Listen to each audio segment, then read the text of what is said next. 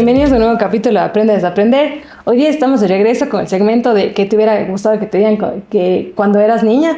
Con Bernarda Secaira.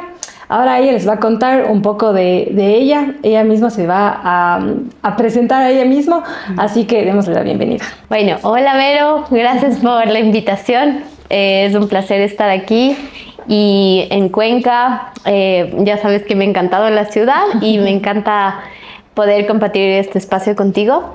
Y bueno, soy Bernarda, yo soy neuropsicóloga. Me dedico mucho a la parte terapéutica dentro de la neuropsicología, tratando de buscar otro espacio, no en lo que clásicamente se clasifica la neuropsicología como en esta terapia de las facultades cognitivas, sino más bien a la regulación del sistema nervioso, a la liberación emocional, un poco a ver los patrones automáticos y sobre todo dar psicoeducación a las personas para que entiendan lo que están haciendo.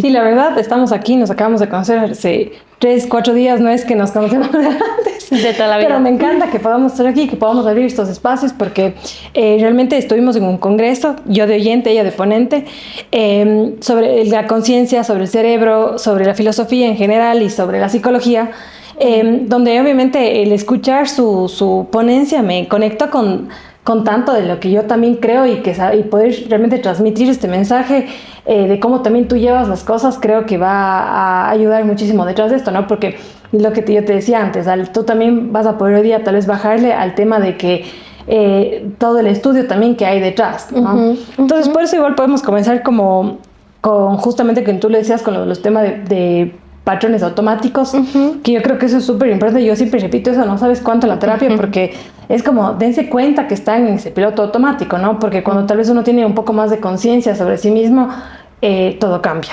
Entonces, por eso ¿cómo sabemos que no estamos realmente viviendo? A ver, ¿cómo sabemos que no estamos realmente viviendo, sino sobreviviendo en piloto automático? ¿Cómo se diferenciaría estas dos? Bueno, el piloto automático, normalmente cuando uno escucha el piloto automático, lo que uno cree es que está viviendo solamente sin poner atención. Por ejemplo, hay personas que dicen, seguramente te ha pasado a ti también, es como, ¿cómo ya llegué a esta parte de no estoy manejando? Y dices, ya llegué a la casa tan rápido, no me di ni cuenta y no puse atención. Y para mucha gente ese es el piloto automático, pero en realidad la gente se puede empezar a dar cuenta de que está en este piloto automático cuando le explicas qué es el piloto automático, y es justamente este estado en el que tú repites una acción tantas veces que se convierte en un hábito y ya lo realizas sin pensar. Entonces, la pregunta que yo creo que a las personas le ayuda a ver cuál es su piloto automático es: ¿qué de lo que haces y de lo que piensas pensaste ayer y anteayer y vas a pensar y hacer mañana? Entonces, como tenemos toda esta rutina establecida y funcionamos tanto en este piloto que no nos damos cuenta, simplemente ya nos levantamos, cogemos el teléfono, nos bañamos, salimos al trabajo y ya, y no hay un momento como de pausa y de respiración y de decir, a ver, ¿por qué estoy haciendo todo esto? Entonces, el piloto automático es todas estas conductas, pensamientos, emociones que se repiten hoy, mañana, pasado mañana y que no estamos siendo conscientes y no lo estamos cuestionando. Y justamente si ustedes están detrás de la pantalla, cuestiónense, ¿no? Y pregúntense esto, sabiendo ya lo que es también el piloto automático, ¿cómo estoy viviendo yo, no? Yo siempre digo igual en la consulta como si nos diéramos cuenta que nosotros vivimos en este futuro anticipado justamente porque todos los días estamos alimentando lo mismo y luego decimos como, ¿y cómo llegué aquí? O sea, ¿qué me pasó? ¿Cómo pasó? ¿Estoy tan triste o tan con cualquier... más que patología, síntoma, y decir cómo llegué aquí, ¿no? Cuando si tal vez nos diéramos cuenta cuánto tiempo íbamos alimentando en este piloto automático, todo cambiará, ¿no? Sí, y no te vayas ni siquiera tan lejos como a un síntoma, sino como a conductas, o sea, que está mucho de moda como el patrón de escoger siempre a las mismas parejas, ¿no? Como que tienes este patrón y de repente no dices como, ¿cómo llegué a estar con una persona igual a la anterior? Y justamente los patrones automáticos son los que hacen este piloto automático. Total. Igual, antes como de seguir con esto, como cuéntanos, en como justo lo que nos contaste un poco igual en tu ponencia, como todo este proyecto con el que estás, para que justamente podamos ir integrando como este cuerpo, mente y alma, y mirar como los resultados también que tú has tenido trabajando así de esta manera, que obviamente ha sido basado en que tú veas que la gente está pasando tanto por este piloto automático. Ya, verás, el proyecto que yo tengo ahora se llama Laboratorio Neuroemocional. Le he puesto ese nombre justamente porque yo quiero que las personas vivan la experiencia y se sumerjan en la experiencia. Es muy diferente a una sesión de terapia psicológica, pero incluso lo he hecho con mis pacientes y por eso lo llevé a la práctica grupal. Entonces, en este lab, lo que hacemos, bueno, consta de 4 sesiones, y lo que hacemos es primero dar toda la información a las personas, es decir, qué es lo que van a hacer. Por ejemplo, qué es el piloto automático, cómo se forma, cómo se forman los caminos neuronales de este piloto automático y cómo interrumpir estos caminos neuronales para formar otros nuevos.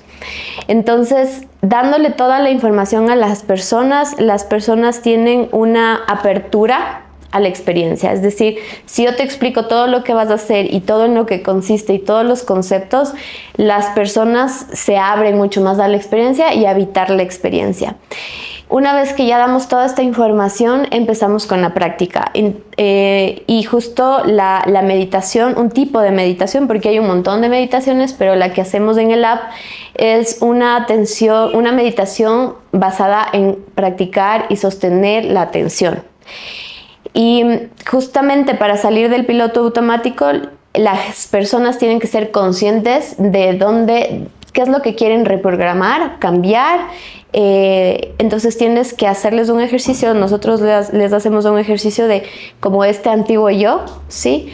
Cómo piensa, cómo siente, cómo se comporta este personaje que tú ya no quieres seguir habitando. Qué es lo que piensa, qué siente, cómo se comporta, y después hacemos esta otra comparación con este nuevo personaje, y justamente frente a esta situación, cómo pensaría, cómo sentiría y cómo se comportaría.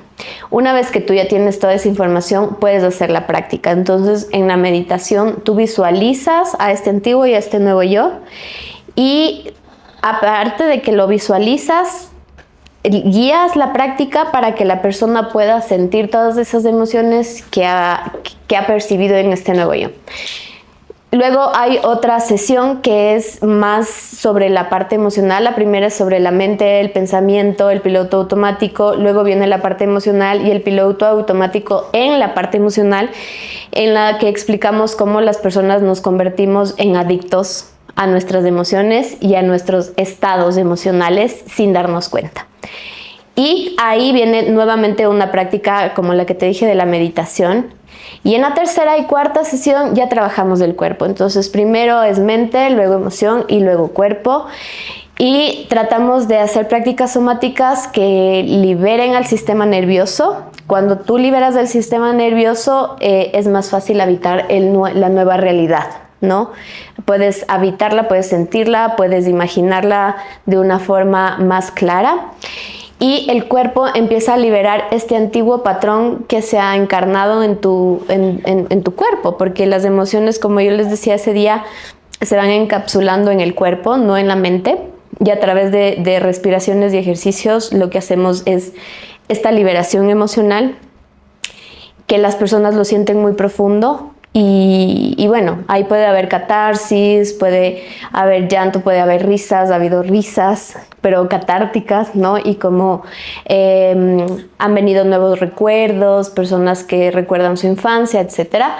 Entonces, el objetivo de este proyecto es justamente enseñarles a las personas de estas herramientas para que ellos los puedan manejar también en su espacio y darles una nueva herramienta distinta a lo que usualmente nosotros trabajamos en el espacio terapéutico, que es como también esta conversación, brindar herramientas, pero cuando lo haces en forma grupal, tiene un impacto mucho más profundo. Qué lindo, o sea, claro que yo también hago a veces, como te había contado, eventos o talleres grupales y la energía es totalmente diferente, es verdad.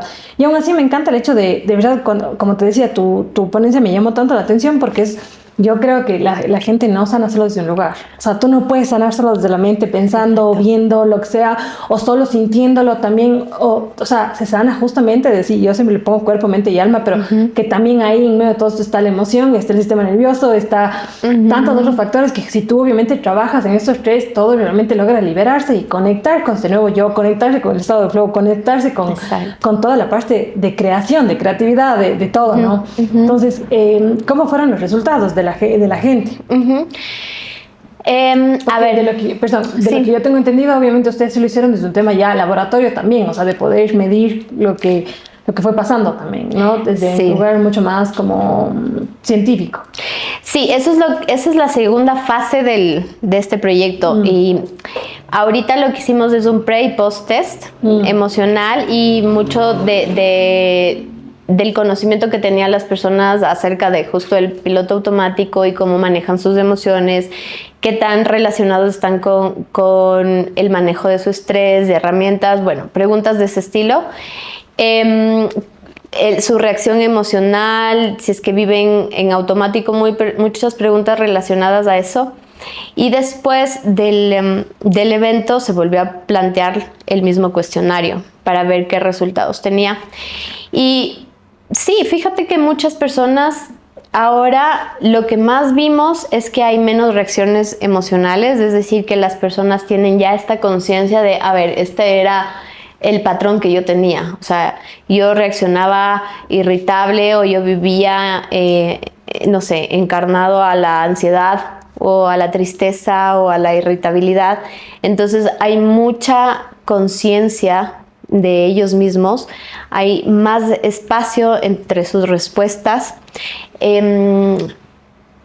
Las personas tienen una sensación de que lo que visualizan a futuro es mucho más probable y posible y empiezan a comportarse de esa forma. Entonces, cuando tú le muestras al cerebro esa posibilidad, el cerebro empieza a trabajar para eso. Es lo que yo siempre les digo, ahí entran los sesgos cognitivos y ese concepto a mí me encanta porque hizo que las personas hagan el clic, ¿no? Entonces, el sesgo cognitivo es esta habilidad que tiene el cerebro de llevar tu atención hacia lo que tú quieres. Ejemplo, si yo me quiero quedar embarazada, ¿no es cierto? De repente en la calle empiezo a ver puras embarazadas, ¿no es cierto? O mujeres con sus hijos pequeños o familias y no sé qué. Y el cerebro empieza a trabajar para llevarnos hacia esa atención y ver lo que nosotros queremos. Entonces, cuando tú le enseñas al cerebro qué es lo que tú quieres ver y qué realidad quieres crear para ti, el cerebro se encarga de mostrarte esa realidad afuera, ¿no? Entonces, es como lo que veíamos ahora de las sincronicidades, ¿no? Pero puede ser este sesgo cognitivo que el cerebro, como tú le enseñas y dices, el cerebro dice, ok, tú quieres esto, entonces vamos a buscar en dónde hay esto, ¿no? Justamente por eso el podcast se llama Aprende a Desaprender, porque yo creo que la gente, o sea, a veces uno no viene solo a la terapia a aprender algo nuevo, sino vienes a desaprender. Totalmente. Es que tú lo tienes demasiado instalados en ti, ¿no? Sí, totalmente. Entonces, igual por eso como que, ¿tú qué crees que la gente necesita desaprender para poder vivir un poco más en paz?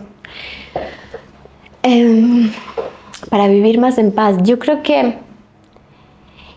la información es poder, ¿sabes? O sea, yo creo que un papel importante que nosotros tenemos como psicólogos es dar la psicoeducación para que ellos puedan hacer con esa información lo que requieran. Entonces, lo que yo creo que pueden necesitar para vivir más en paz es justamente que las personas conozcan cuáles son sus recursos internos, es decir, cuáles son estas herramientas que tienen para sostenerse a ellos mismos.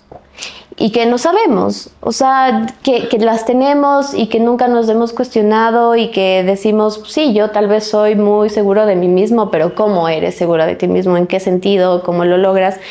Entonces yo creo que conocer justamente tus recursos internos te va a dar mucha más confianza en ti mismo y por ende al enfrentar la vida que te tocó o que estás viviendo o el desafío que te tocó enfrentar. Yo siempre digo dos cosas. La primera es que tenemos siempre que confiar en nuestro paciente, si son psicólogos, las personas que o cualquier tipo de terapeuta que nos está escuchando el día de hoy, confiar también en nuestro paciente, vamos a ponerlo así, que tiene la capacidad y tiene las herramientas necesarias para poder sostener su propia vida, ¿no? Porque si no, también hasta nosotros a veces les ponemos como, no van a poder, qué fuertes, o sea, como, es importantísimo esto que dices. Y también la segunda cosa que yo digo, de verdad, aquí yo soy terapeuta de trauma, entonces obviamente en medio del trauma yo les digo, verás, vamos a ir trabajando muchísimas cosas, pero la base de todo es el autoconocimiento. Es que tú puedas notarte, observarte, mirarte, saber cada cosa que a ti te hace bien, te hace mal. Tal vez a mí me hace mejor una cosa y a ti te hace pésimo esto, o sea, realmente tener esa información sobre sí mismo, no es que es esta información como externa, ya leíste un libro, no, es esta información interna, esta seguridad interna que nosotros hacemos adentro. Antes hablábamos también del sistema nervioso y es eso, ¿no? Es como uno regresa a su seguridad interna que le va a dar confianza para justamente poder cambiar esa percepción que también uno tiene sobre sí mismo, ¿no? Totalmente, y es algo que yo también les digo, tú no puedes confiar en algo que no conoces. O sea, si ahorita entra un desconocido aquí y te dice, no sé, véndeme, no sé. Ajá, o puedo quedarme aquí, no sé, préstame tu carro. Exacto, préstame tu carro y ya te regreso. No vas a confiar. Entonces no puedes confiar en algo que no conoces. Entonces, si es que tú no confías en ti mismo es porque no te conoces. Y claro, muchas de los problemas de autoconfianza, de autoestima, es porque la gente no se conoce. Y sí, es un labor súper chévere de los psicólogos o los terapeutas, que hagan que sus pacientes se conozcan y les den herramientas de autoconocimiento para que ellos puedan decir, ok, yo tengo la capacidad de enfrentar esto, tengo la debilidad de... y necesito más herramientas para esto. O sea, más apoyo, porque hay momentos que yo digo, al menos también en la terapia a veces, yo no quiero que la gente se quede conmigo toda la vida, ¿no? Que obviamente tenga que yo les pueda dar el ambiente necesario para que ellos puedan con su propia vida, tengan herramientas, pero luego eso también hay momentos en los que digo, claro, y también si un día no puedes solo, no pasa nada, o sea, puedes volver porque sabes que esto a ti te cuesta un poco más y no pasa nada. Exacto. Y habrán otras cosas que para ti salgan mucho más fáciles.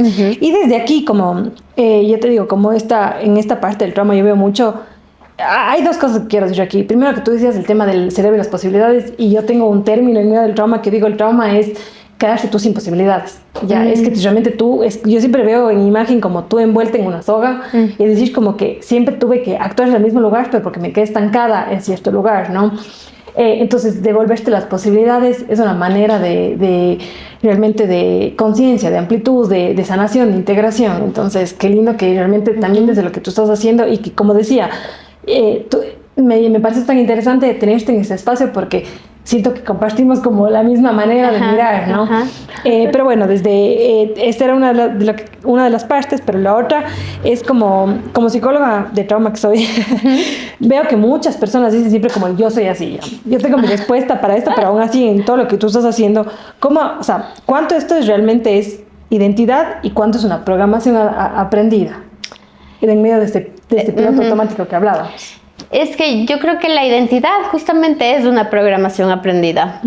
La verdad es lo mismo y sí, o sea, cuando uno dice yo soy así, yo les pongo este ejemplo, o sea, es del patrón neuronal, ¿no es cierto? Del hecho de decir yo soy así, tú refuerzas este patrón de conducta. Y aquí está una neurona, aquí está otra, y este es el caminito, ¿no es cierto?, que une las sinapsis, las dendritas, y cada vez que tú dices yo soy así, esto se hace más fuerte. Es como que pasaría un camión, ¿no? Y cada vez pasa más del camión, pasa, y este camino de tierra se sigue asentando. El momento en el que tú te preguntas, ¿pero por qué soy así? O tal vez hay la posibilidad de que ya no sea así, a esta neurona le sale otro caminito, pero como que pasara una bicicleta, ¿no? Entonces, cada vez que tú dices yo soy así, refuerzas tu patrón, y cada vez que tú dices, pero ¿por qué soy así? ¿Hacia dónde me lleva esto? Esto es bueno para mí, enciendes un nuevo camino, y eso es la neuroplasticidad. Pero hay muchas personas que dicen esto, yo soy así. Y no es que esté mal, ¿no? Porque tal vez esto te llevó a sobrevivir, a tener la vida que tienes, a conseguir lo que tienes. Entonces, creo que está bien en un sentido de que no te lleve, es que la vida siempre te va a llevar a que te actualices, ¿no? Entonces, a la final, cuando uno dice yo soy así, está cómodo en eso, pues está bien, también hay que disfrutar ese momento, pero creo que la vida siempre te va a llevar a actualizarte hasta en tus propios patrones neuronales y no sé, de repente a los 60 vas a decir ahora yo soy así y todo lo que he aprendido en este transcurso de la vida, ¿no? Y que yo creo que esta parte de la neuroplasticidad es súper esperanzador, porque tal vez antes había esta idea de que yo soy así porque no hay cómo cambiar, ya es como que yo estoy escrita en piedra y así es.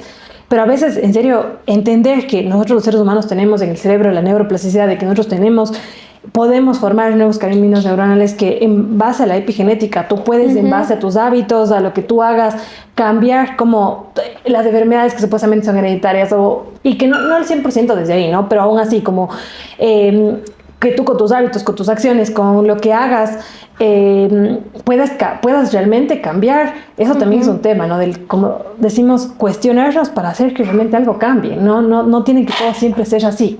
Exacto. Y creo que la meditación a través de la práctica de la atención y de la visualización es una de las tantas herramientas que tienes.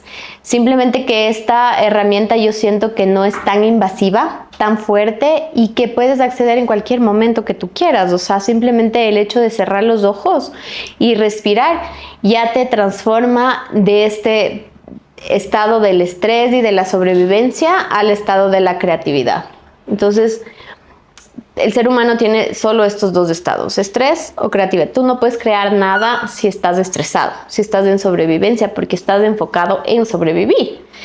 Pero el momento en el que tú haces esta práctica de ir hacia adentro, igual en el trauma, ¿no? O sea, el hecho de que tú vayas hacia adentro y puedas a tu cerebro darle la posibilidad de bajar las ondas beta a ondas teta y alfa, que son las ondas más expansivas y que te permiten a ti realmente que tu lóbulo frontal se encienda y diga, ok, mira, aquí hay estas múltiples posibilidades para solucionar este problema, para tomar estas decisiones, para cumplir estas metas y objetivos, porque esa es la función del lóbulo frontal. Y en la meditación se enciende el lóbulo frontal, en este tipo de meditación, ¿no? Entonces, si es que estás estresado, ¿no? Sí, pero en esta más... entrenas un poco más como realmente conectarte a tu lóbulo frontal. Sí, porque trabajas la atención. Entonces, en todas las meditaciones trabajas la atención. La atención, a lo que me refiero, es que tú vuelvas a conectar, ¿no? Estás cerrada los ojos, meditando y de repente piensas en todo lo que tienes que hacer, en ir a la tienda, en comprar no sé qué, tengo que ver a este paciente, y de nuevo regresas. Y ese es el trabajo, ese es el ejercicio, ese es como ir al gimnasio y hacer pesas. Este es el ejercicio, como, ay, me desconcentré. A ver, regresemos de nuevo una y otra vez. Y cuando tú aprendes a sostener la atención en algo, en la vida cotidiana, se vuelve mucho más fácil sostener tu atención en tus objetivos, en lo que tú quieras hacer. Se vuelve mucho más fácil. Entonces, porque donde pones tu atención, pones tu energía. Entonces, toda la energía está canalizada hacia allá y las cosas se vuelven mucho más fáciles. Y cuando tú estás enfocando la atención a tu cuerpo también, es mucho más fácil sanar las emociones, porque la emoción, como su nombre le indica, ¿no? Es E de energía y motion de movimiento. Es una energía en movimiento que pasa dentro de tu cuerpo y que se va a ir encapsulando en diferentes partes. Y cuando tú le das tu atención a ese espacio de tu cuerpo puede sanar también. Entonces, el hecho de cerrar los ojos, llevar la atención al corazón, a las piernas, a las manos o a un dolor específico, te ayuda a sanar ese dolor y tener conciencia de por qué está ahí, para qué está ahí y que se vaya de tu cuerpo. Sí, totalmente. O sea, esa era otra de las preguntas que te iba a hacer, como que en en el trauma muchas veces las personas, no creo que en el trauma, en las heridas, creo que en medio de la terapia también la gente piensa que todas las cosas están en la mente, ¿no? Cuando no es así. ¿Cómo vives realmente en el cuerpo? O sea, desde lo que tú más o menos has trabajado ahora o de, no sé, igual tu punto de vista, cómo tú le ves en tema de que cómo realmente vive en el cuerpo las heridas o el trauma. Yo creo que hay personas que tienen mucha más conciencia corporal que otras. Hay personas que no tienen ni idea y por eso somatizan todo, ¿no es cierto? Yo he tenido pacientes que somatizan un montón y que también, por ejemplo, les explicas, ¿no? Les explicas una y otra vez que los dolores son emocionales también y que desde ahí tienen que conectar con su cuerpo y no hay forma. Pero yo creo que el dolor se instala en el cuerpo cuando tú no le has hecho caso durante muchísimo tiempo. O sea, lo has evitado, te has hecho la loca, no le quieres ver, dices, no, mejor no pienso en esto, mejor no. O sea, lo evitas totalmente. Ahí es cuando el dolor se instaura en tu cuerpo. Y creo que también por eso después se puede convertir en una enfermedad, ¿no? O sea, hay toda esta rama de la biodecodificación que te enseña las causas emocionales de todas las enfermedades, ¿no es cierto? Desde una gripe hasta un cáncer terminal. Pero yo creo que sí, o sea, el hecho de ser personas muy evitativas en sentir las emociones y en cómo se deben gestionar las emociones hacen que esto se instale en el cuerpo. Y el momento en el que tú le das esta atención, empiezas a entender mucho de ti mismo y empiezas a liberar también. Y no es cómodo, es re incómodo. Es muy incómodo darle ese espacio a esas emociones y al dolor del cuerpo que te ha generado esa emoción. Entonces, por eso las personas no queremos. A veces decimos, no, ¿para qué me voy a sentar a meditar y ponerme incómoda y sentir el dolor que tuve hace 5 años o esto, pero que no me ha dejado tampoco salir de ahí? No quiero. Entonces, sí hay que tener mucha voluntad, creo, para hacerlo. Y creo que también lo que te decía antes, en darles todo este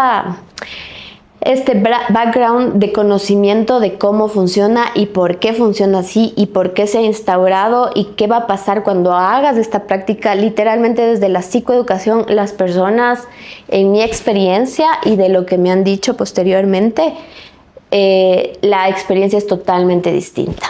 Sí, me voy a quedar igual ahí con dos cosas, o sea, como algo que yo me quedo con todos los 3 días de congreso, es que como volvemos a decir a lo básico, ¿no? Como que al origen, y en medio de eso básico, o el origen, o esto así como poner la tierra, así, es la respiración. O sea, es tan básico en nosotros, pero le damos tan por sentado que no nos damos cuenta que es una herramienta gigantesca para justamente volver.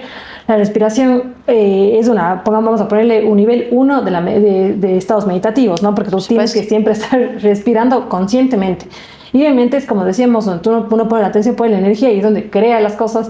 Si uno pone su atención en la respiración, no puede, o sea, si realmente le pondríamos más atención a nuestra respiración y más conciencia a la respiración, realmente podríamos tener esta herramienta gigante, o sea, ya es nuestra, o sea, solo hay cuestión de darnos cuenta que sí, es esta psicoeducación que estamos hablando, de darnos cuenta que eso realmente nos podría regular todo el tiempo.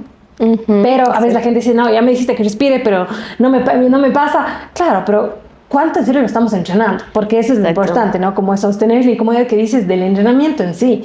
Porque es el segundo punto que iba a decir, como que esta parte escapista que tú dices, lo veo yo igual tanto, es como que ahora noto aún más el hecho de cómo nosotros los seres humanos estamos escapando de absolutamente todo. Escapando de nuestras emociones, escapando de las relaciones, escapando de todo lo que sea incómodo para nosotros. Y lo curioso de todo esto es que nosotros queremos relaciones sanas, queremos estar en forma, queremos estar regulados y tranquilos, pero no queremos el proceso en medio de ello, ¿no? Exacto. Porque en medio de eso está ese proceso incómodo de entrenar todo el tiempo. Y entrenar justamente iría aquí toda esta parte de la meditación, de justamente nosotros cómo volvemos todo el tiempo nosotros, y también en la parte somática que yo te preguntaba a ti, como justamente cómo tú le vives esta parte del cuerpo, pero para mí también es eso, ¿no? Como ya no tuvo dónde más meterse porque estábamos escapando todo el tiempo con nuestra mente, intentando distraernos. que se quedó en el cuerpo. Y también vamos a necesitar tener que hacer todo este trabajo somático para poder permitirte notar que sí puedes sentir, o sea, que no tienes que escapar, sino que puedes sostenerte a ti misma, justamente con lo que decíamos. Sí. Y darle ese permiso a tu cuerpo, decir ya, puedo liberar, puedo liberar, puedo liberar, y desde ahí realmente vas liberando cuerpo, mente y obviamente emoción y alma, o sea, que también es todo lo que te va acompañando, ¿no? Sí, sí, sí, total. Y los diferentes tipos de respiraciones, por ejemplo, la que nos enseñaba Sharon hoy de los elementos, ¿no? O hay respiraciones que justamente sirven para liberar las emociones, que son como respiraciones de fuego, respiraciones poderosas. Y yo he visto también que a través del sonido, obviamente tenemos toda esta rama de la terapia del sonido, ¿no es cierto? Que tienes los cuencos, los gongs, todas estas cosas. Pero yo en la terapia lo que hago es que los propios pacientes hagan los sonidos. Entonces hacemos sonidos con las vocales y tú vas viendo que cada vocal, ¿no es cierto? Es como que inhalas y exhalas diciendo la letra A hasta que te quedas sin aire, hasta la U, y tú vas a sentir las vibraciones distintas en el cuerpo y cómo se va liberando. Entonces hay personas, sobre todo los hombres, que creo que lastimosamente por este sistema están menos conectados con su parte emocional y les cuesta mucho más liberar a través de la palabra que las mujeres, ¿no es cierto? Cuando hacen estos trabajos es increíble, o sea, ellos se liberan un montón y no entienden, ¿no? O sea, es como que me decía un paciente, sí, me cayeron, no estaba llorando, fíjate lo que me decía, no estaba llorando, pero se me cayeron un par de lágrimas. Y yo como, estabas llorando. Eso es llorar. No sabes cuando caen lágrimas es llorar. Ajá, y él como, no estaba llorando. Y yo, sí estabas llorando y no pasa nada, o sea, está bien que lo hagas. Y luego ya en las siguientes sesiones como que se permitía él mismo llorar y sacar todo, ¿no? O sea, no lo hacía desde un espacio racional y hablado, y él esperaba el momento para hacer todos los ejercicios somáticos y poder como descargar, porque el cuerpo, la inteligencia del cuerpo ni siquiera tiene que entender, ¿no? O sea, intelectualmente tú no tienes que entender lo que estás liberando, porque el cuerpo con su inteligencia solo lo va a hacer. Entonces no te preocupes de, quiero liberar. No le tienes que poner una intención como en otros espacios o en otras, ¿no?, ceremonias de lo que hablábamos. No le tienes que poner una intención, simplemente permitirte liberar los dolores o las emociones que están memorizadas y encapsuladas. Eso está súper importante, porque yo trabajo un montón con la gente para decirle, mira, tú no tienes que entenderlo todo, ya no tiene que todo ser tan racional, solo tienes que sentirlo. Entonces obviamente es mucho lo que dices, ¿no? Como a veces es tan curioso que nosotros creemos que todo sea la mente, cuando el cerebro es tan pequeño en medio de todo. Nosotros no somos seres cerebrales con emociones, somos seres emocionales con un cerebro, ¿no? Así es. En medio de todo es como también darle el espacio a esa inteligencia que nosotros entendemos desde la mente, pero es solo el simplemente dejar de ser. Sí.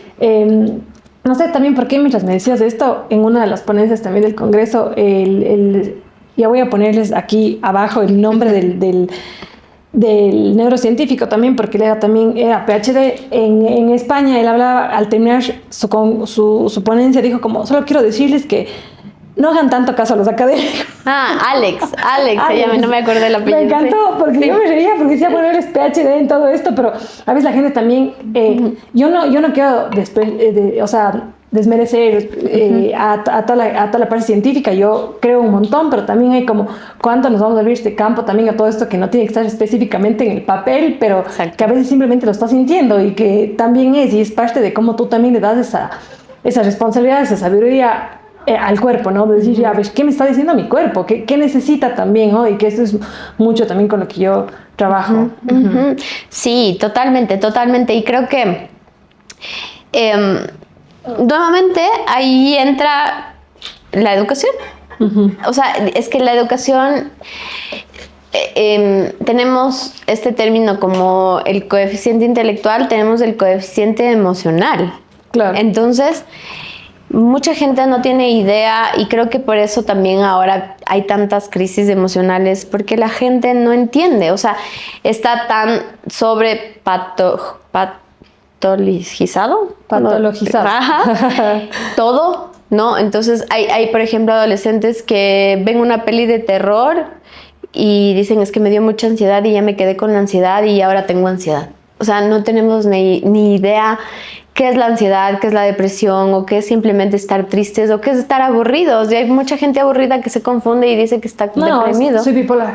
Como, a ver, ni siquiera, tal vez ni siquiera entiendes bien lo que es ser bipolar para que uno realmente pueda estar diciendo eso, y que las palabras también tienen poder, ¿no? Entonces uno también tiene que cuidar un poco eso. Porque es lo que hablábamos antes, ¿no? Tú, en medio de tu ponencia, y también lo que estabas explicando aquí un poco, es cómo crear este nuevo ser, ¿no? ¿Qué pasa si nosotros nos contamos todo el tiempo la misma historia? ¿Qué es esto? Ya soy ansioso, o yo soy bipolar. Es como, bueno, pero ¿qué pasa si realmente nosotros nos contamos siempre la misma historia? Sí, y justamente esto trabajamos también en el app. Las narrativas que nos contamos, hay toda igual esta terapia narrativa, ¿no es cierto? Sí. Entonces, justamente el objetivo es cambiar la narrativa. O sea, tienes toda esta narrativa, digamos, no sé, tuviste una infancia difícil y conoces toda tu narrativa de tu infancia difícil, que está aquí en el centro, ¿no es cierto? Pero alrededor de esta infancia difícil pasaron cosas buenas y pasaron momentos bonitos, o simplemente en una esfera más grande, ahora en tu adultez, tu realidad es distinta. Entonces, ¿desde dónde te estás contando esta narrativa y desde dónde te quieres contar ahora esta narrativa? Entonces, tú puedes seguir encapsulada en esta narrativa antigua de no, mi vida fue así, mis papás me trataron de esta forma, no, todo lo que tú quieras, pero llega un momento en el que si tú quieres sanar, tienes que empezar a contarte otra narrativa desde ese espacio. No es que lo olvidas, no es que lo evitas, no es que no existió. Sí, ahí está esa narrativa exactamente, pero puedes ir abriendo el espectrum y viéndolo desde otra perspectiva, y eso ayuda muchísimo a la gente a decir, ok, sí, tuve esto, pero ahora puedo vivir esta otra realidad contándome esta otra narrativa que también es real. No es que no está ahí o me la estoy inventando, está ahí, pero visto desde otra perspectiva. Es como que si yo me paro aquí veo esto, pero si me paro allá voy a ver esto de este mismo espacio, ¿no? A mí me pasa, bueno, algo que yo siempre comienzo con mis pacientes y que ahora me doy cuenta que estabas hablando, digo que esto es lo que más les cuesta al llegar. Al llegar, yo siempre, para empezar, sea la sesión que sea, les pregunto, cuéntame algo bueno que te haya pasado en la semana. Así empezamos, ¿no? Y siempre es como, ok, sí, sabía que me ibas a preguntar esto, pero no pensé, y ahora digo, o sea, podemos pasar aquí un buen rato, pero al final tienes que cuéntame decirme algo bueno. Ajá. Entonces, y ahora obviamente es como, no sabes cuánto me cuesta. Y a veces es como, ya, pero bueno, verás, y comienza con el digo, aguanta. O sea, date un rato también para mirar, como que no quiero decir que no haya pasado situaciones, ¿no? Circunstancias en la semana que hayan sido también, vamos a categorizarle malas, pero también hubo todo esto demás, ¿no? Entonces también es como, ¿cuál es la historia que ustedes están contando de ustedes mismos? Que eso también es lo que perpetúa justamente los síntomas y cómo se están sintiendo también ahora, ¿no? Si uno lograra cambiar eso, que es lo que tú también decías al principio, del poder crear este nuevo yo en base al que tú trabajes tu cuerpo, tu mente, tus emociones, el espíritu, tu alma, o sea, como en esta parte totalmente integral vas a poder mirarte desde un nuevo lugar, desde crear un nuevo ser. Sí.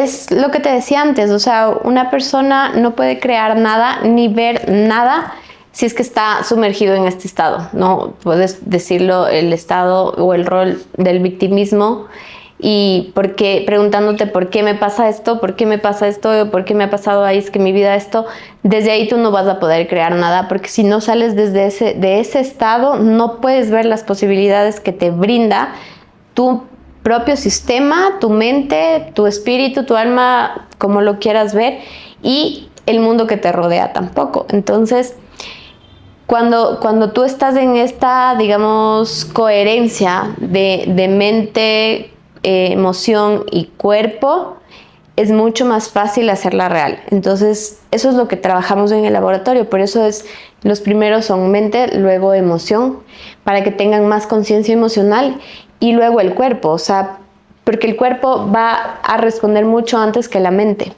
Entonces, el cuerpo sabe antes que la mente. Sí, si tú les enseñas cómo tu cuerpo, a ver, qué pasa, cómo se siente, qué hace, cómo se sienta, cómo empiezas a responder, cómo se activa y después haces esta pausa y eres más consciente de tus respuestas, de todo, la gente empieza a tener más conciencia y empieza a habitar mejor este espacio.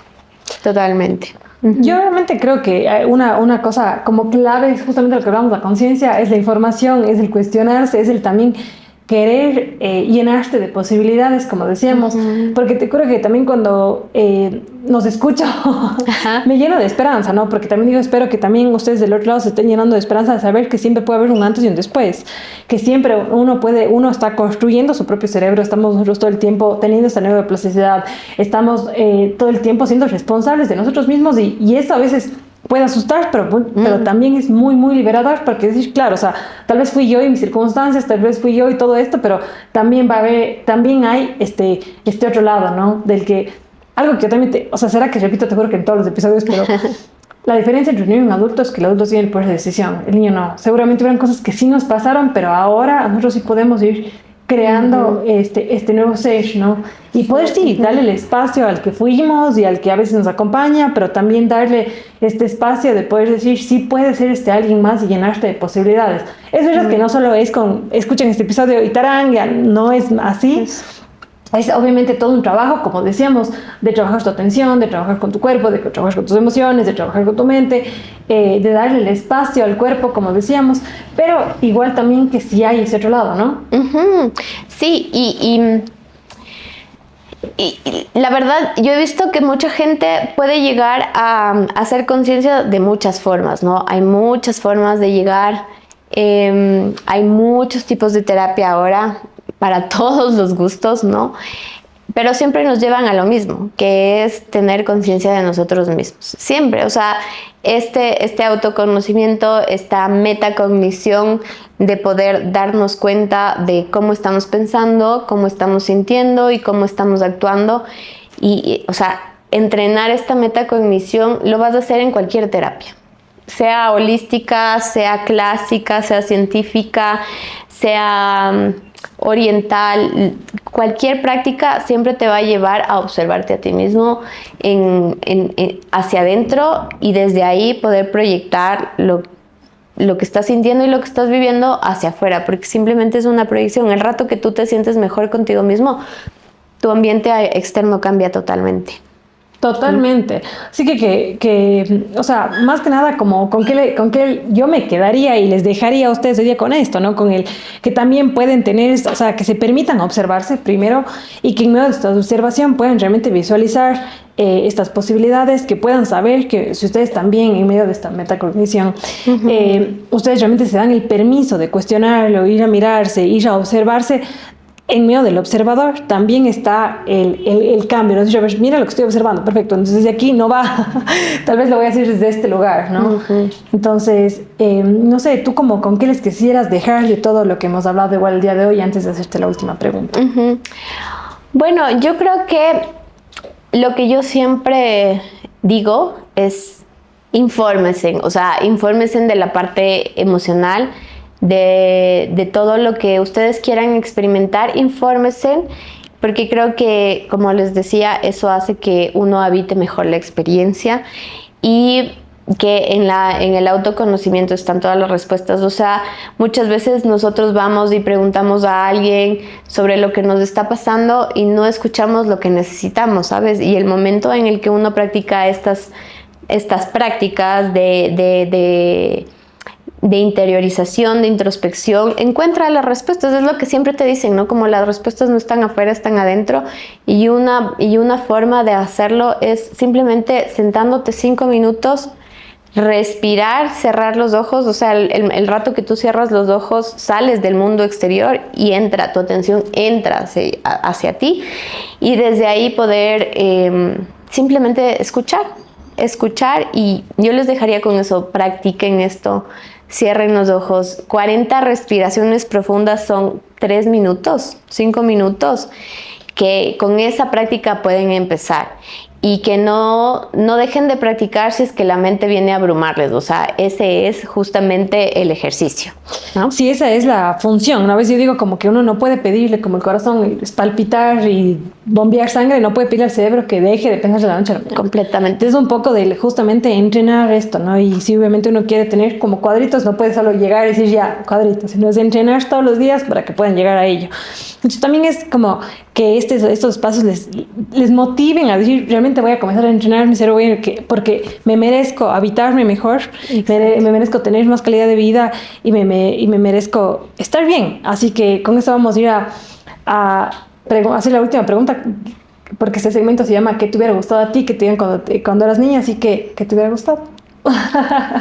Qué profunda esa pregunta. Que te hubiera hecho más fácil el camino hasta donde estás hoy. ¿Qué me hubiera gustado? Creo que me hubiera gustado que alguien venga y me diga, disfruta tu niñez, disfruta, juega y quédate, o sea, con este estado la mayor cantidad de tiempo, porque luego eres adulta y quieres como volver, ¿no? Siempre a este estado, y cuando te hacen... siempre te dicen que los niños tienen toda esta conciencia. Hoy creo que nos dijeron en el Congreso y todo, de estar presentes, de no estar pensando en el futuro ni en el pasado. Para los niños están en el presente, y creo que a mí me hubiera gustado que sí me digan, o sea, no tengas esa necesidad de crecer tan rápido, ¿no? Que llega un momento en la vida que tú ya, no sé si te pasó, pero dices, les ves a tus papás, a tu mamá, y dices como ya quisiera ser más grande. Entonces sí, me hubiera gustado que me digan, tranquila, sigue disfrutando, sigue jugando y disfruta. Cuando me dices esto me daba risa, me pensaba en estos memes que dicen, ay, como quisiera ser niño, que me digan, anda a dormir pronto. Y yo digo, sí, ya, no sé, ya no hay más acábate la comida. Me daba tanta risa porque digo, sí, es verdad, éramos tan felices y no lo sabíamos. Sí, no sabíamos, entonces, sí que sí. Sí, gracias por estar aquí, haberte dado el espacio, porque sé que el tiempo es lo más valioso que uno tiene, y que estés en serio aquí, de verdad lo aprecio un montón, así que muchísimas gracias. También cuéntanos dónde te podemos encontrar, y también, no sé, les invito a que si les sirvió este episodio, si que ustedes creen que a alguien más le puede servir, compártanlo. Pónganos 5 estrellitas en YouTube o en Spotify, que siempre ayuda un montón. Y nada, nos vemos. Vamos a darle la palabra a Bernardo para que se despida, les diga dónde le pueden encontrar, y así nos vamos cerrando el capítulo del día de hoy. Gracias, Vero. Bueno, en las redes sociales estoy como Bernarda Secaira, y el espacio que tenemos se llama Mentum, que es un espacio es una escuela de psicoeducación justamente para las personas, y un espacio de desarrollo personal, se llama Mentum, y también lo pueden encontrar en Instagram. Y igual, Vero, muchísimas gracias por este espacio, igual me ha encantado conocerte, creo que en Cuenca he conocido mucha gente chévere, linda, y que ha hecho que mi estadía también haya sido muy, muy bonita, así que muchas gracias por la invitación. Qué bueno, qué bueno. Gracias. Chao.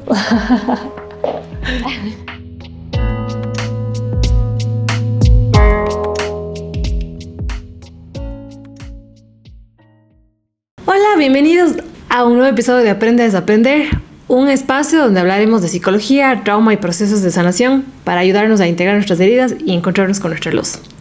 Yo soy Verónica Vázquez, psicóloga clínica, especialista en trauma, y hoy vamos a hablar un poco de algo que lo veo tan común, y que tal vez justamente el aceptarlo, hablarlo, yo sé que nos va a ayudar como que a llevarlo de mejor manera. El fin de semana estuve en un evento deportivo que estábamos unas 200 mujeres o más, y obviamente cuando la facilitadora hablaba sobre este tema, veía cómo la gente conectaba tanto, ¿no? Y yo lo notaba porque decía, wow, o sea, justamente la última semana en terapia o en este tiempo en terapia, se me ha estado resonando tanto en la cabeza el hecho de cuánta gente no se siente suficiente. Tal vez hay momentos que llegan porque se están comparando demasiado, o porque están teniendo envidia, o porque justamente están con estas preguntas de ¿por qué a mí no? O sea, ¿por qué a mí no? ¿Por qué yo no fui la elegida? ¿Por qué no soy elegida, sea en pareja, sea en trabajo, sea en tantos aspectos de nuestra vida, que esto es como un iceberg. O sea, tal vez es la puntita del iceberg, pero ¿qué hay realmente detrás? ¿Cuál es la herida que realmente está sosteniendo todo esto, no? Y no sé, me puse como que a pensar, y sé que todo, o sea, el tema del no ser suficiente es algo que todos hemos sentido, no importa que seas mujer, seas hombre, no importa. Porque, por ejemplo, si vemos en temas de autores, Alfred Adler decía que todos tenemos este sentimiento de inferioridad.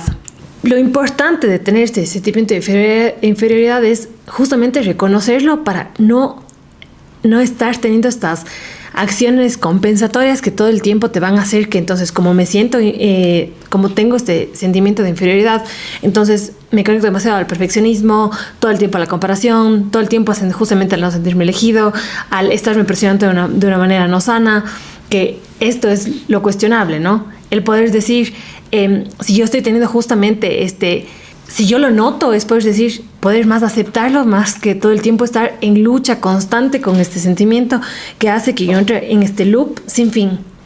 El que igual, mientras más perfeccionista soy, menos suficiente me siento. Mientras más me presiono, menos suficiente me siento. Mientras más me comparo, menos suficiente me siento. El poder aceptarlo y no luchar hace que realmente que cambie totalmente la experiencia. Todos, absolutamente todos, como les decía, sentimos el sentimiento de inferioridad en algún momento, pero lo importante es lo que haces con ello, más que solo comenzar a luchar. O también como,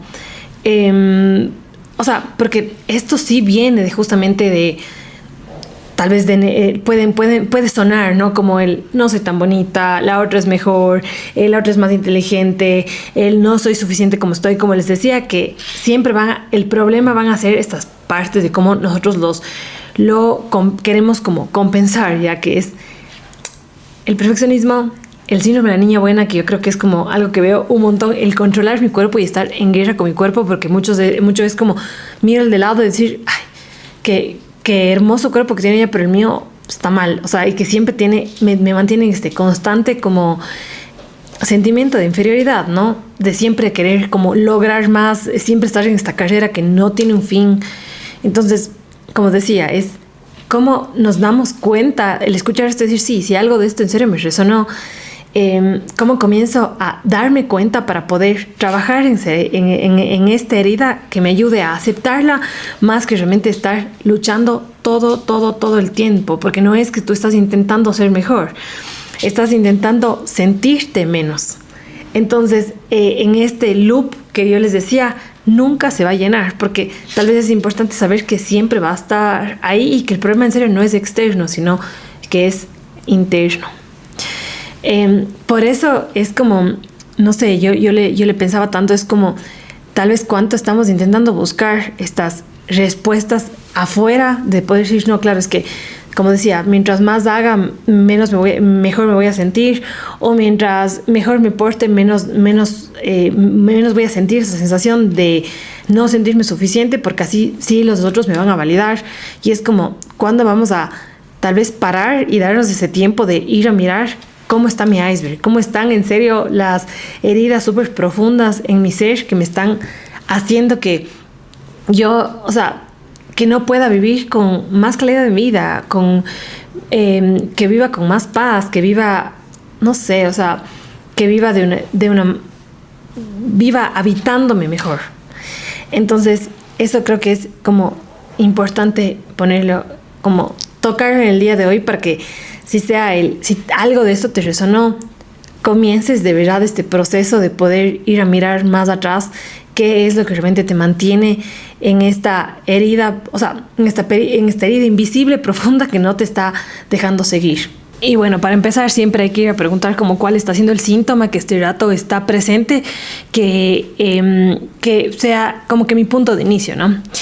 Como digo, momentos puede ser a veces la envidia, puede ser el estarme comparando, puede ser justamente la ansiedad sobre lo que no estoy haciendo, puede ser desde este lugar de les voy a dejar con estos tres. Y pensando justamente en en estos 3 puntos. Aquí les voy a dejar una recomendación que si no lo han visto, de verdad vayan a verlo, porque creo que es una de mis series, se volvió en el 2025 una de mis series preferidas. Se llama Envidiosa, está en Netflix y obviamente ahí la serie, aparte de ser una serie de comedia, está buenísima para poder mirar como justamente a la protagonista. A ver, voy a hacer una pausa aquí. Si no has visto la serie, pon pausa en el episodio, en este episodio, anda a mirar la serie y luego puedes volver y poner play para que no tengas que hacerte spoilers sobre esto. Ahora sí, continuemos. Y en la protagonista Vicky, por eso tú puedes notar como la envidia tal vez es solo la punta del iceberg. La envidia solo es información necesitando ser vista. No es el verdadero problema, sino es solo lo que a ella le va a permitir mirar que algo afuera le está incomodando y que eso le permita ir a mirarse, que eso le permitió que ella realmente tome la decisión de ir a terapia, que ella le tome la decisión de ir en serio obviamente le incomodaba un montón el mirarse, pero claro, al estar tan afuera, al estar buscando esta validación desde el otro, desde estar solo mirando al otro, desde solo estar... eso hizo que obviamente ella al ir a terapia pueda ir a mirar sus vacíos, ¿no? Que pueda ir a mirar qué está debajo de todo ese iceberg. Entonces, esto sería, creo que el primer punto aquí es como el cuestionarte cuál está siendo tu punto del iceberg para que puedas ir a mirar qué hay detrás de eso, ¿no? Porque al medio de la protagonista hubieron varias cosas que le llevaron justamente a esta envidia, vamos a ponerlo así. Y también como desde lo que dice la psicóloga Melanie Klein, que es otra autora como súper conocida, ella hablaba de la envidia como una emoción primaria, una emoción que aparece cuando sentimos que alguien tiene algo valioso que nosotros no. Y que obviamente desde ahí yo quiero eso, ¿no? Pero más que preguntarse, realmente o sea, a ver, ¿cómo le pongo esto? Más que decir realmente eso es valioso, es que podamos mirar cuánta falta hay en mí. Si tú lo tienes, me estás mostrando que a mí me falta.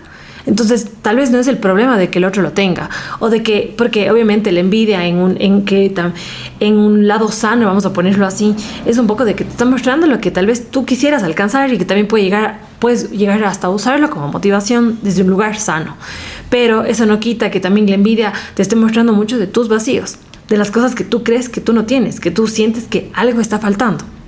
Que tal vez si nosotros vamos más profundo en el iceberg, hubo momentos en los que tal vez en mi niñez, justamente al no ser vista, al no ser escuchada, al no ser elegida, al haber pasado por momentos tal vez fuertes, o que simplemente ir a cuestionar un poco mi historia, ir a mirarme en lo profundo de mi iceberg, porque todos tenemos un iceberg, ir a mirar qué realmente fue lo que a mí me hizo que yo comience a sentir de esta manera, ¿no? El que yo comience a pensar que hay algo malo en mí, que hay algo faltante en mí, y donde realmente se instauró, como que donde se instaló este vacío que ahora cuando yo miro al otro activa esta comparación, activa esta envidia y activa mi punta del iceberg, el comenzar a estar en este loop del yo no soy suficiente, y como decía antes, el estar en esta constante compensación que no me lleva a absolutamente nada, solo me lleva a sentir aún más profundo ese vacío. Hay momentos que en la consulta veo un montón que por ejemplo pueden estar y que le pongo no solo en la consulta, porque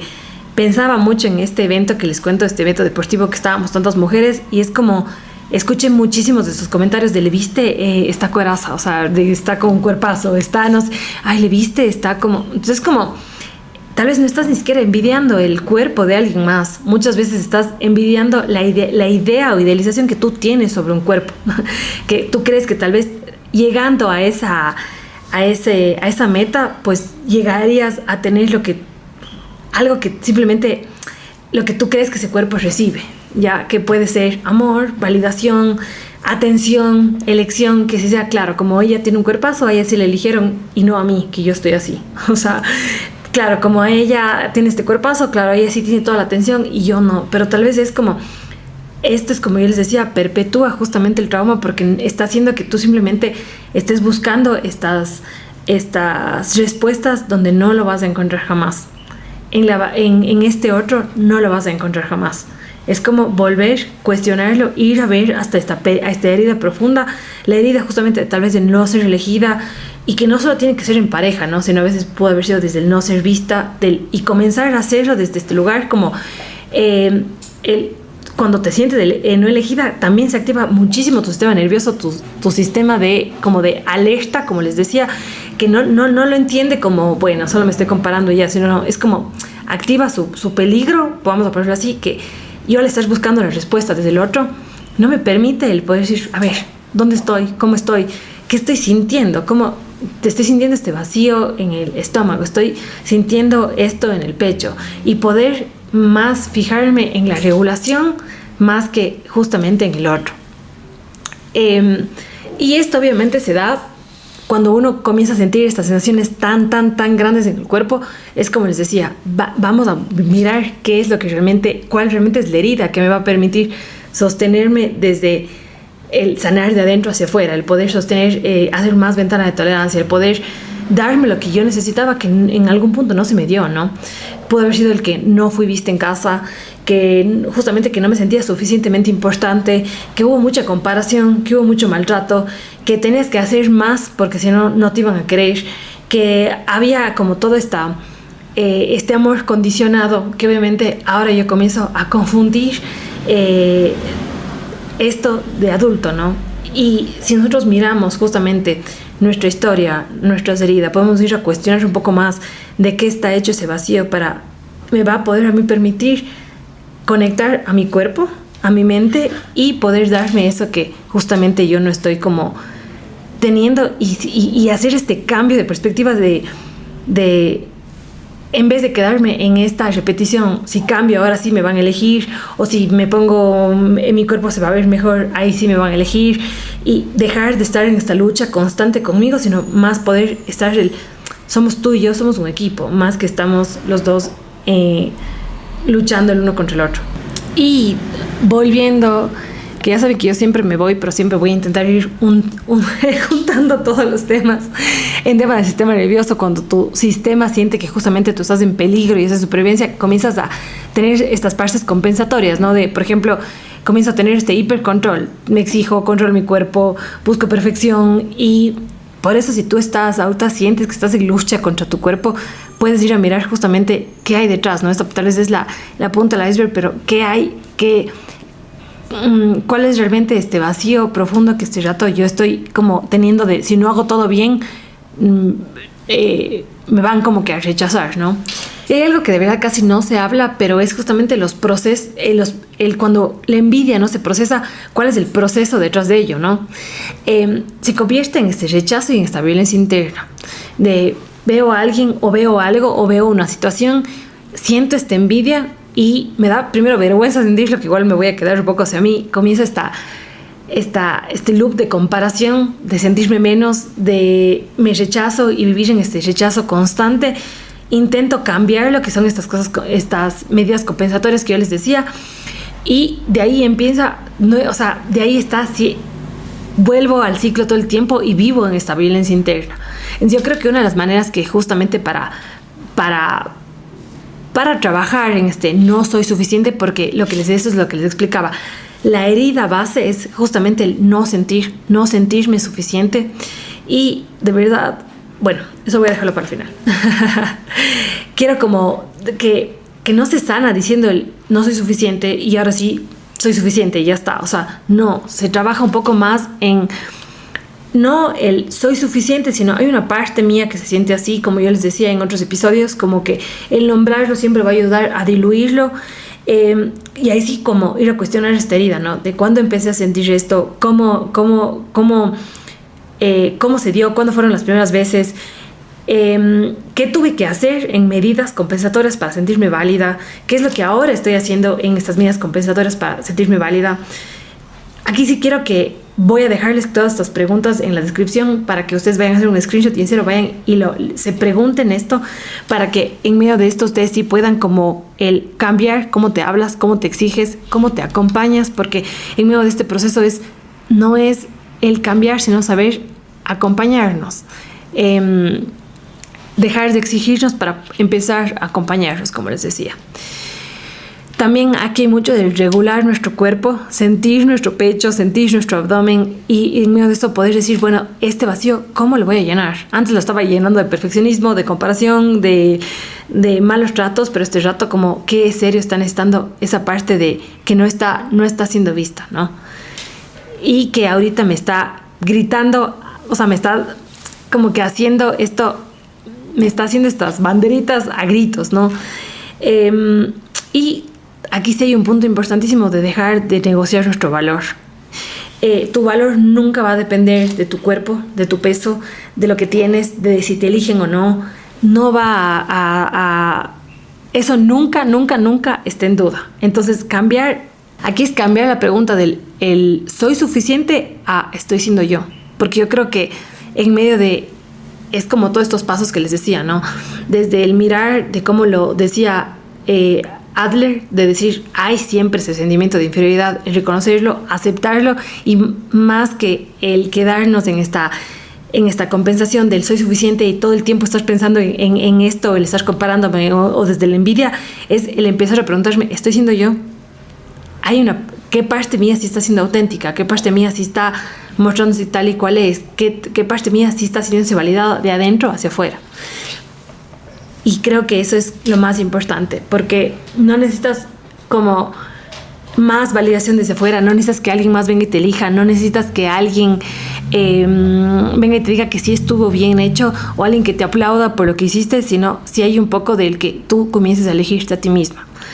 No sanas cuando comienzas a sentirte suficiente, sino sanas cuando dejas de tratarte como si no lo fueras, porque eso es lo que les quería decir, como que para ir cerrando el episodio, es de verdad, si alguien te dijo que tú no eres suficiente, no le creas.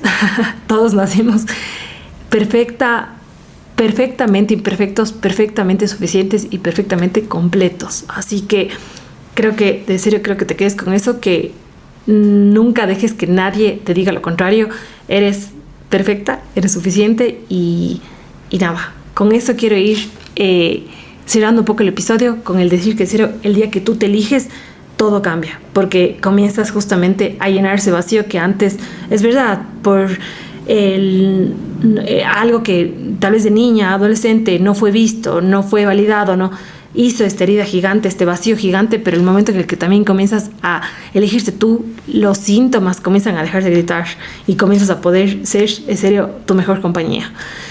Pero bueno, con esto vamos a cerrar el episodio. Si te gustó, compártelo, seguramente a alguien más le hace bien. Inscríbete en YouTube, que estamos, para que no te pierdas de ningún episodio. Ponnos 5 estrellitas en Spotify, que siempre nos ayudan para seguir creando estos espacios. Y también puedes dejarnos cualquier comentario, reseña en Google. Así que les voy a dejar todo esto igual en la descripción y nos vemos en el siguiente capítulo de Aprende a Desaprender.